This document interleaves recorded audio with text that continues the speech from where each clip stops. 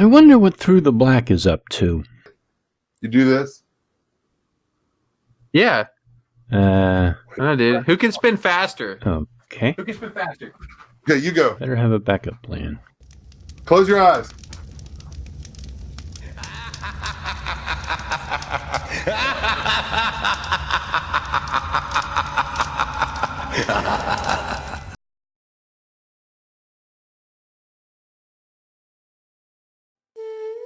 Welcome to the Way of the Master. In this program, we're going to look at something that very few people even think about, unless you happen to see a grisly murder scene with satanic symbols at the scene of the crime. We're talking about Satanism and its dark effect and influence upon a generation. Stay with us, because we're not only going to look at the obvious and blatant work of humanity's greatest enemy, but also uncover some of the most subtle of satanic deceptions. Don't judge me. It was just a matter of time before I did a video response to Kirk Cameron and the Banana Man himself, Ray Comfort. In this video, Ray does his usual deceptive editing and couples it with outright lies spread by our old homophobic friend at Good Fight Ministries. We recently went to a heavy metal music festival and asked the people if they thought the music had any satanic influence. Heavy metal music, satanic influence. Yes, you heard that correctly. And this video is from 2010. Kiwi Boy here believes that rock music is satanic. Let's watch him work his editing magic. But there's this whole satanic influence it's believed to be behind rock and roll music. Do you think that's true? No. You don't? And if you let music guide you in life the way people do and blame it, use it as an excuse, that's as stupid as can be. Do you think Satan has any influence over rock music? No, I don't believe that. Really? No. This tired old argument gets propped up every so often, but this argument holds no weight. That's right here. You gotta be saved in order to go to heaven. We will no longer be oppressed by the fascism of Christianity.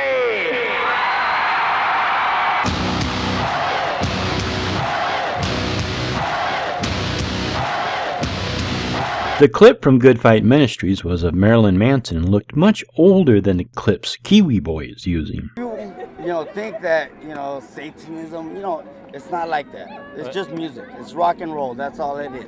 So the rest of it's just kind of a show. Oh, yeah. Frank Zappa declared, "I'm the devil's advocate.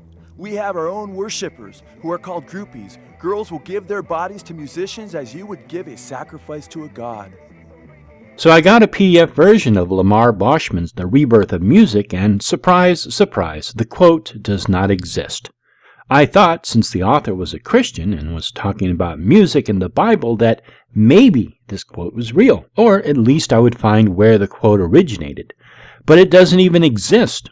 This quote is not on page 20. There's not even any mention of Frank Zappa. I even searched under keywords such as advocate and groupie. Nothing. So this is yet another outright lie perpetrated by Good Fight Ministries, now being supported by Living Waters. You can have my soul. Frank Zappa not only promoted Satanism, but acknowledged the subversive power of music. He doesn't even bother giving this text a reference. Satan was one of the greatest musicians alive, right? Wasn't he? And then he turned evil, but I don't think this is really recommending evil. I think kids' outlooks on music is described more or less like what's cool and what's not, It's been a while since I read the King James Version of the Bible, but I don't remember anything about Satan being a musician. Do you think Satan has any influence on rock music? No. No. I wouldn't say it's satanic. No, it's not satanic. It's cool. People listen to what they want to listen to. I see Ray is sticking to his signature trademark and interviewing people left and right. Gotta weave that narrative. After all, there are only so many lies he can steal from Good Fight Ministries. He has to look like he's doing some work. They take it quite seriously. I look into the faces of our fans, and I see that they've been touched by the Dark Carnival the same way that I've been. They're playing my tapes in your own car, in the tape deck. and I'm influencing your children. Insane Clown Posse? Were they in the lineup of Ozfest? The only reason that clip was used was because one of the members said that statement, and it fits the false narrative that Ray is forming. Do you think he has any influence over rock music?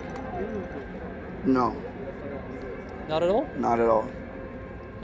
There's no message in rock music that has anything to do with the devil or Satan or anything like that. Many bands play off Christian mythology, even using pop culture icons.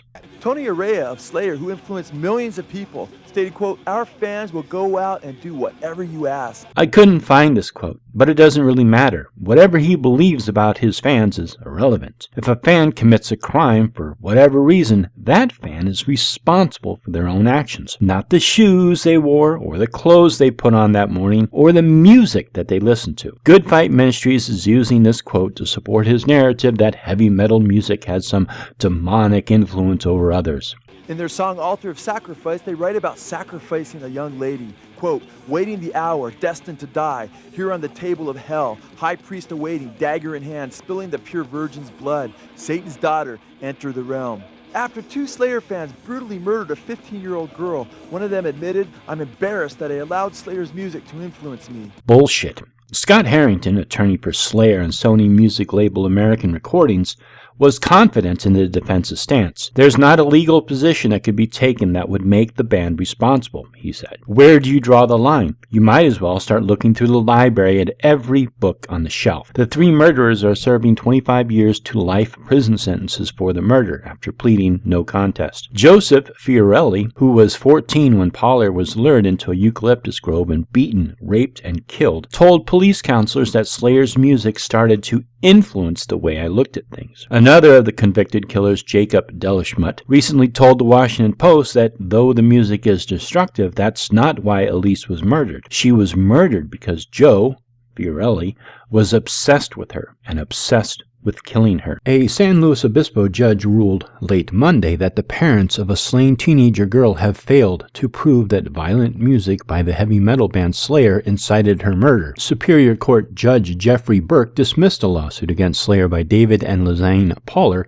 who argued that Slayer's marketing of the music triggered the 1995 slaying of their daughter, Elise Poller. 3 teenage boys pleaded guilty to Poller's murder and told investigators that they committed the crime after listening to Slayer's music. The girls' parents sued Slayer and its Sony-affiliated American Recordings label in 1996, accusing them of unlawfully marketing and distributing harmful and obscene products to minors. Oh my God.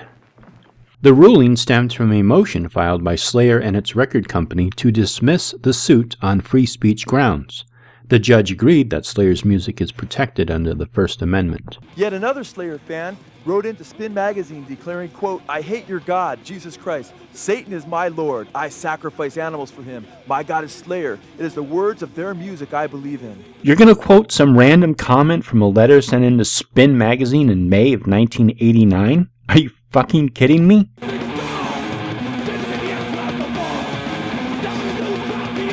There seems to be a lot of implications that heavy metal and Ozzy music contains a lot of demonic or satanic undertones. What do you think about that? Dude, I'm just here for Ozzy, man. Do you have any bud or not? No, I don't think so. Poor guy. Aleister Crowley, who died in 1947, is known as the father of modern Satanism. It's Crowley. And no, he's not. The father of modern Satanism, or at least the Church of Satan, is Anton LaVey. Crowley did not refer to himself as a Satanist. What is going on with this stage? What look are you going for? It's nighttime. You're outside in what looks like a parking lot, and there's a burning trash can in the background? What the fuck are you trying to convey? Who thought up this theme? Here's Ozzy Osbourne singing a tribute to this satanic high priest.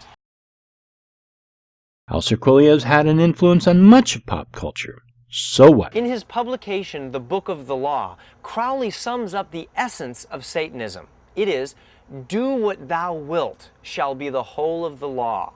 In other words, do what you want. Nope. That saying is part of Thelema, and not Satanism. Will, in this statement, refers to one's true will. Do what thou wilt shall be the whole of the law, and thou hast no right but to do thy will. Most Thelemites hold that every person possesses a true will, a single overall motivation for their existence. The law of Thelema mandates that each person follow their true will to attain fulfillment in life and freedom from restriction of their true nature. Because no true wills can be in real conflict, according to every man and every woman is a star, this law also prohibits one from interfering with the true will of another person. The notion of absolute freedom for an individual to follow his or her true will is a cherished one among Thelemites. The main task of an individual setting out on the path of Thelema is to first discover his or her true will, giving methods of self-exploration such as magic great importance. Furthermore, every true will is different, and because each person has a unique point of view of the universe, no one can determine the true will for another person. Each person must arrive at the discovery for themselves.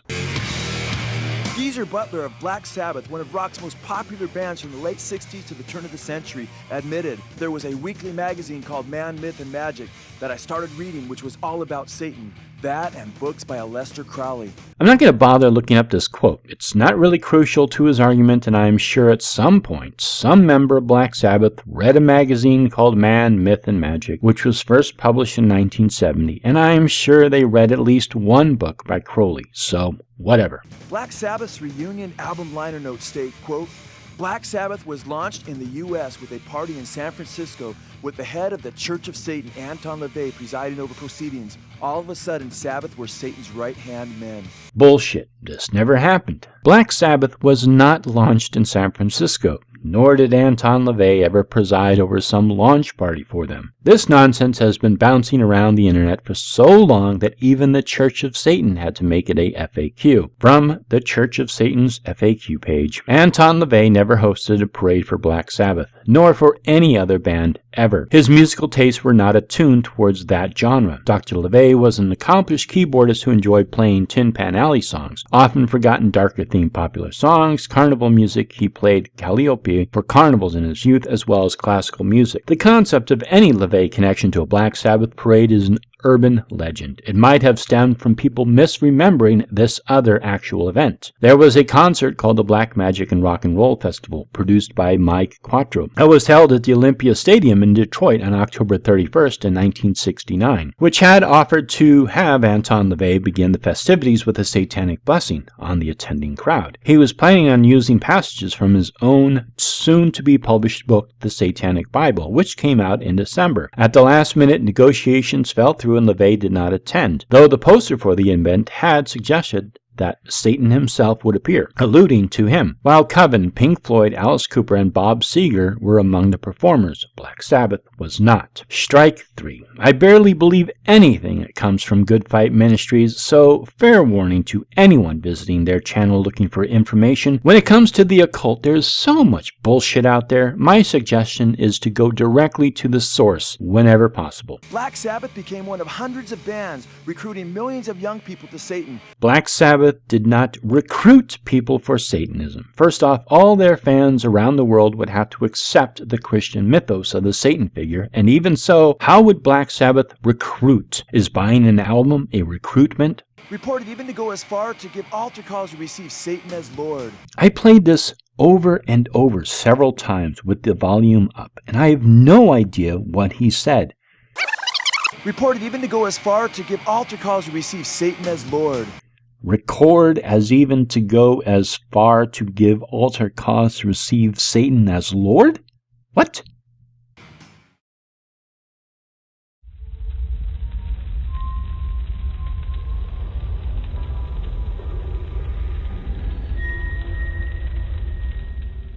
Ooh, spooky. Jack, it's good to have you with us. Appreciate you coming and talking about the Church of Satan. Could you give us some background on the church? Certainly. The Church of Satan was founded in 1966 by Anton Zandler LaVey, who was kind of an interesting San Francisco character. He had an interest in the occult. He had been an organ player for different carnivals and circuses around the country. And he started a group called the Magic Circle, which was a group of people that were kind of interested in the occult and just had similar philosophical interests. And eventually in 1969 he wrote the Satanic Bible, and it's been continuously in print since then. And how big is the Satanic Bible? It's very short. It is? Yeah, you can read it. You can sit down and read it in an evening. So what would be the message, if you could summarize the message of the Satanic Bible? What do you think it says? Enjoy life in the here and now. Well, that's nothing new. There was an edit there. I mean, it's certainly, it's building that out. And it's building that philosophy out of living in the here and now and living kind of as animals would live, obviously more sophisticated, but living, taking the carnal very seriously. Another edit. So what would annoy the average Satanist about the average Christian? Now's your chance. I think Satanists are generally annoyed by almost everyone. We're a very misanthropic bunch. We have very small groups of friends that don't annoy us. I mean, obviously a Christian who preached to us, we would find that annoying, because we more or less just want to be left alone and go about our business and follow our own interests. We a lot of us are readers, and we just kind of like to do our own thing. Do your own thing. Yeah. Jack, what are the benefits to being a member of the Church of Satan? Well, essentially there are none. As far if you want to be a member, it's almost it's a conscious act of kind of throwing your lot in with the devil. Taking up that archetype and saying, "This is who I am." So Kiwi Boy interrupts this interview with a member of the Church of Satan to insert a clip from the Never Truthful Good Fight Ministries. That seems very odd, obviously because of whatever Warlock Jeff said doesn't fit Ray's narrative. Satan represents the powers of force in nature, and we feel that a cleansing of the idiot ideology of the pallid, incompetent Christ is in order. And so this is something that the Church of Satan is conducting on many different avenues. We're doing this through the use of what we have called aesthetic terrorism. This involves the creative use of art, music, writing, effectively what we call propaganda, the dissemination of information to influence what we call iron youth. My understanding is that this person left the Church of Satan. He seemed to identify more with a theistic rather than an atheistic view of Satan and the left. I could have this information wrong. Regardless, I don't know why they are melding these two interviews together. I'm assuming, again, that it is to fit Ray's narrative. I understand Marilyn Manson joined the church. How did that affect it? Well, Marilyn Manson is a very creative public figure, but he's also attracted a lot of young kids to the church, and a lot of young kids who are not necessarily Satanists. So, while we respect him and the things that he does,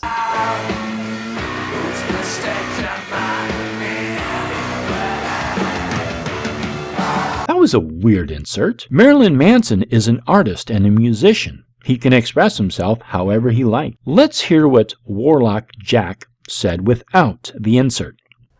So, while we respect him and the things that he does, some of the people that he attracts are not necessarily Satanists, and we find we kind of have to just go through them. And when you say they're not Satanists, does that mean they're not doubting enough? They come in with faith? Yes, they're not doubting enough. I sense there was an edit here. It seems odd that he would refer to Satan through a negative, such as doubting. Atheistic Satanists do not believe in the Christian Satan. It is not about doubt, but instead affirmation. I could be wrong, but there have been so many outright lies in this video so far that it makes me question everything. No, they're more interested in shocking their parents. They want to put on the makeup like he does. He has some really cool makeup, and so they copy it. And he has some interesting reasons why he does certain things, whereas they're kind of just doing it to their followers. And we don't want followers in the Church of Satan. We want leaders. Marilyn Manson is first and foremost a musician and an artist. He makes a living off of being outrageous, loud, and controversial. Does Marilyn Manson have an influence on you personally? Kind of, sort of. What do you think about him when he tears up a Bible and kind of mocks God in his stuff? I'm all for it. I'm a Satanist myself. If anything, they teach you to open your mind a little. For those of you missing the overarching message here, what Ray is doing is associating Marilyn Manson with the Church of Satan because Marilyn Manson is outrageous and controversial, and by association he hopes it reflects badly on the Church of Satan. But what Ray fails to understand is its backfiring. No one except Ray and his lying, deceitful, homophobic friends at Good Fight Ministries cares. You really think Marilyn Manson's makeup is cool? Would you wear it? I think when I was younger I might have. Oh, really? Yeah, yeah. But you've matured. You know, he has a creative look, and you know, it's kind of his own thing. I mean, he's cobbled together a lot of different interesting images and worked with them. So. My fellow Americans, we will no longer be oppressed by the fascism of Christianity, and we will no longer be oppressed by the fascism of beauty. Because I see you all sitting out there trying your hardest not to be ugly, trying your hardest not to fit in, trying your hardest to earn your way into heaven. But let me ask you, do you want to be in a place that's filled with a bunch of... I would have to agree with him on this point. Sure, can be crappy at times, and dumping their shit for others to clean up after. Have had their share of hardships, but in the end they came out all right. They persevered and pushed through. On a certain level, Satan is something that we tap in, is a part of ourselves that we tap into. So you know, when we say hail Satan, to a certain extent I'm saying hail me. So it is, you're on the throne. Yeah, so it's the self-church. Certainly, but that would not hold the shock value that the Church of Satan holds. Well, certainly, and you know, the people who want to follow, want to be accepted, who seek acceptance of other people, you know, who just want to be the good guy, are never going to join the Church of Satan. We want people who are not interested in what other people think. So by saying that you're a Satanist, you've already crossed out so much of the population. Maybe I'm becoming slightly paranoid or just really skeptical, but that interview seems oddly edited together. In particular, the part where Warlock Jack is explaining what Satanism is, and then Ray inserts being on a throne. It just seemed an odd segue. All religions are coming around to Satanism. We're in the very throes of a new satanic age. Ooh, spooky. The Bible says that Satan is the god of this world. I'm just going to fast forward a little bit because, well, because I can, really.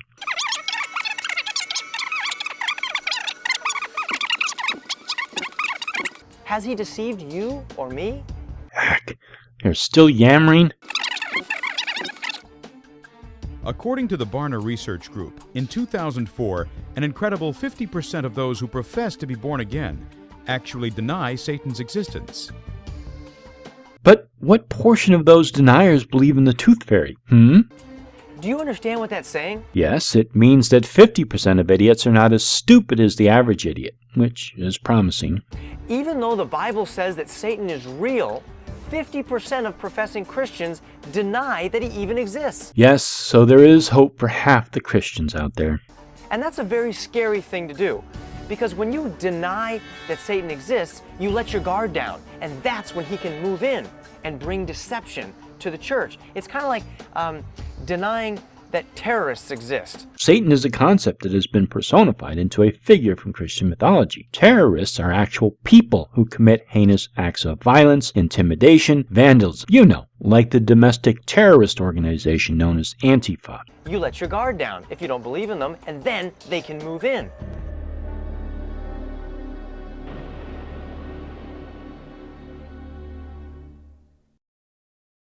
I know you're trying to manipulate people's emotions here, but concepts such as the personification of an evil adversary cannot fly an airplane into a building. You may not be familiar with the story of the prodigal son. Ray, I haven't even figured out why you and Kirk Cameron decided to shoot this outside in what appears to be a parking lot with a burning garbage can in the background. It's about a young man who went to his father and said, "Give me my inheritance." And he took his money, he went to a far country and spent it on riotous living. I keep expecting cars to be parking in the background. Damn it, why are you in a parking lot? Who is keeping an eye on the trash can fire? I mean, can you legally burn trash cans? Do you have to have a permit or license or contact the fire department beforehand? Jesus said further in the parable that it was upon prostitutes that he spent his money. A great famine came upon the land, his money ran out, his friends left him, and the only job he could get was feeding pigs. Back then, feeding pigs was probably a pretty good job. And as he sat in that pigsty, the Bible says he began to desire to eat the pig food. Depending upon his station in life, yeah, the pigs may very well have been eating better than him. And as he looked at the pig food, suddenly he came to his senses and said, even my father's servants have it better than I. They probably did, especially if your father was very wealthy. Oh, and servant is just a kinder word for slave. He said, I know what I'll do. I'll go back to my father and say, I've sinned against heaven and in your sight. Make me a hired servant. So that's what he did. You know, between being a servant and a pig feeder, I think I would take a pig feeder. I mean, nobody's breathing down your neck and ordering you around all the time. After feeding the pigs, you have free time to do whatever you want. I'm going to speed this forward a little bit. The links are below if you want to watch the whole thing.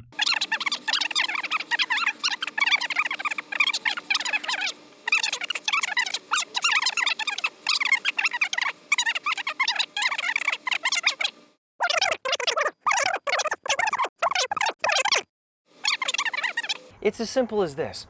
If you're serving sin, you're serving Satan. You know, when we say hail Satan, to a certain extent, I'm saying hail me. You see, our natural appetites are unclean. Well, that's pretty much it. They go on to argue that man's nature is to be evil and only God can fix you. You know, pretty much the same thing they are always saying. Again, there is a link to this whole video below if you want to watch it, but I'm going to end it right here. I'm really hoping this is the only time that I ever have to watch a Ray Comfort or Kirk Cameron video. Until next time, I will see you in hell, you heathens. Bill Bright, founder of Campus Crusade for Christ, said that less than 2% of Christians in America regularly share their faith with others. Instead, it seems that they would rather just look for what they can get from God: health, wealth, and prosperity. It seems that modern Christianity caters to selfishness. It's self-seeking,